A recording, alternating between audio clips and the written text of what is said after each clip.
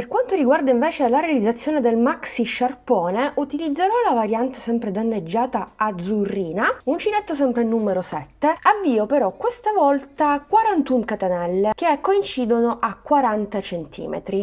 2, 3, 4, 5, 6, 7, 8, 9,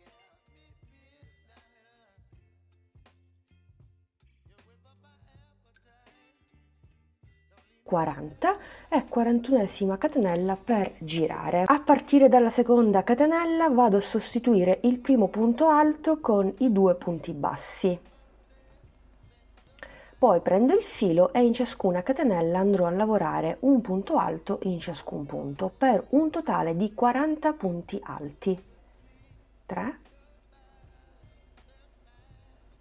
4, 5, 6, 7, 8, 9, 40esimo ed ultimo punto alto. Catenella, giriamo la nostra lunghissima riga e procediamo in costa dietro. Entro nella costina dietro, sostituisco sempre il primo punto alto con i 2 punti bassi. Se volete fate anche le 3 catenelle e procedo in costa. E farò in questo modo per questa riga e per le righe successive. Ovviamente, visto che abbiamo una larghezza molto importante, lo sarà anche la lunghezza.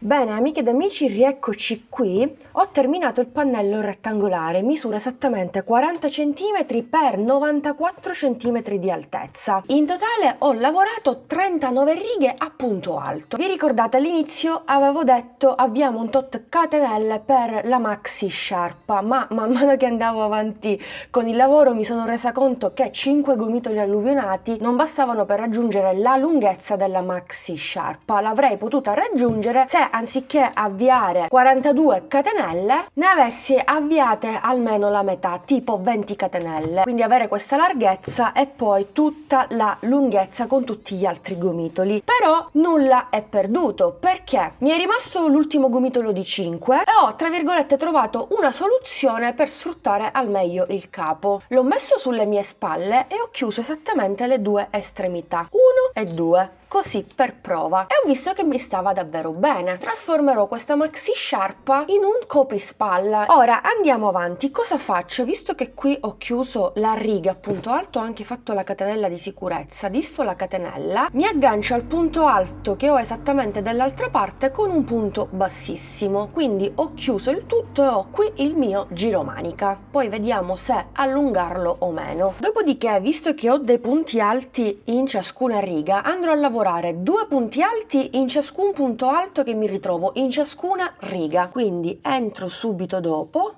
e faccio 1, 2 punti nella prima riga. Riga successiva, entro 1, 2 nello stesso punto. Riga successiva, 1, 2, riga successiva, 1, 2, riga successiva, 1, 2. Non salto alcun punto perché in ciascuna riga ne lavoro 2. Credo sia chiaro.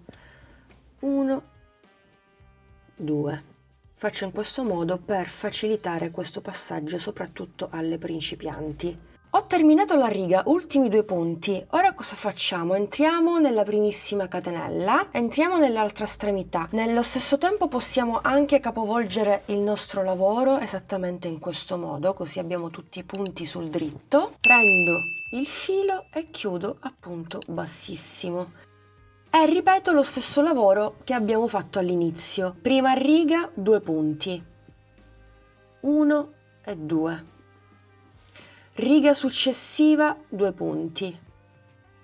1, 2. riga successiva, 2 punti. Come notate io entro proprio al centro del punto alto prendendo almeno 2 asole del punto alto, così i punti non si dilatano. Riga successiva, 1, 2, riga successiva, 1, 2 e proseguo in questo modo. Come notate è super facile. Fatti gli ultimi 2 punti nell'ultima riga, stacco il filo e vado a chiudere con ago. Chiudo non nel primo ma nel secondo per non creare una sola in più, anche se avrei potuto lasciare il filo attaccato. Ora devo vedere un po' cosa fare, lo indosso e decido un po' come procedere. Riprendo il filato, questa volta prendo la variante bianca perché non so se riesco soltanto con la variante azzurra. L'ultima è rimasta, quindi la uso e cambio un po' i colori. È l'unico colore, insomma, che si sposa bene con questo bellissimo azzurrino. Faccio un cappio e vado ad allargare la parte davanti. Mi aggancio esattamente nel primo punto che corrisponde al pannello proprio che ho di fronte a me.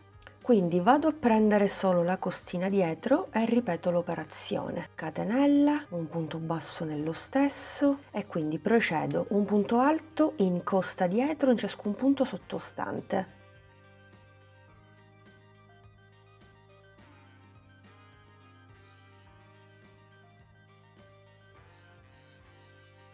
L'ultimo punto alto lo vado a lavorare esattamente nell'ultimo punto basso di questo pannello davanti e qui voglio cambiare il colore, non voglio che il bianco sia predominante, non so per quante righe, insomma vi farò sapere. Intanto procedo in questo modo, faccio il cappio, lo faccio passare attraverso i 2 punti, chiudo il giro prendendo sia il bianco che l'azzurro, esattamente in questo modo.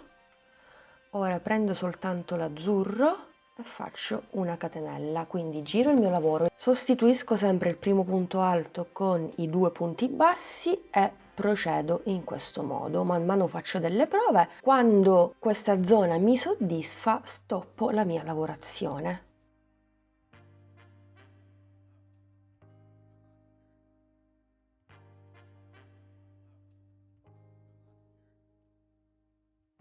Ok amiche ed amici, mi ritengo soddisfatta. In totale ho fatto 5 righe e ho alternato i colori come notate, bianco-azzurro a punto alto, poi ho fatto una riga a punto basso in rosa, l'avanzo del cappello e altre 2 righe a punto alto bianco e azzurro. Terminata l'ultima riga ho fatto già una catenella, ne aggiungo altre 4, quindi 2, 3, 4 per un totale di 5. Poi ritorno a punto basso, 1, 2,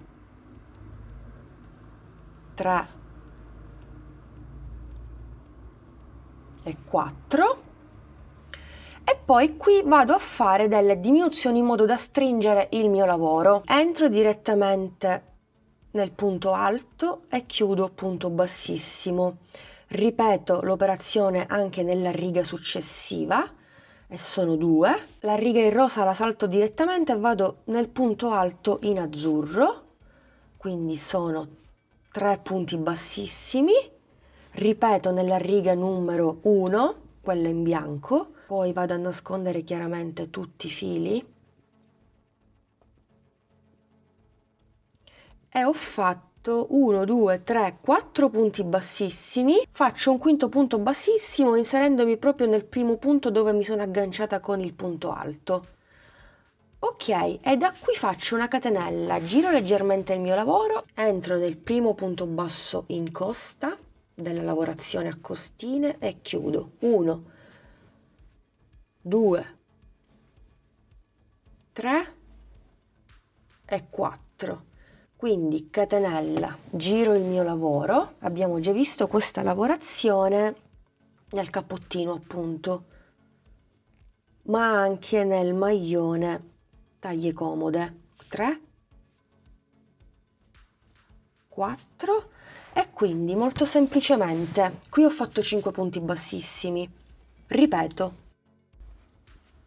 1, 2, 3, 4 e 5, quindi catenella, giro leggermente e vado a fare i punti bassi in costa sui punti bassi. 1, 2, 3 e 4. catenella e ripeto, molto molto facile. 1, 2, 3 e 4. Vado alla base e ripeto. 1, 2, 3, 4 e 5. Questo è un bellissimo metodo per andare a stringere i nostri lavori. Vedrete che anche il vostro lavoro si stringerà. Ovviamente quello che abbiamo fatto da questa parte lo ripetiamo anche dall'altra parte, poi stacchiamo il filo e lo andiamo a nascondere. Non dobbiamo andare a cucire le due zone perché stiamo facendo una lavorazione a righe. Bene amiche ed amici, ho terminato anche questo lavoro con i gomitoli alluvionati e qui vi dicevo terminerò la riga proprio come l'ho iniziata. Ho fatto sempre la lavorazione a costine, mi sono congiunta all'ultimo punto alto che avevo a disposizione e poi sono ritornata indietro a punto bassissimo, catenella di sicurezza, e adesso vado a nascondere questo filo in eccesso tra i punti ed il gioco è fatto. Come notate ho rimpicciolito di gran lunga la zona inferiore dietro, quasi sembra la zona del collo. Infatti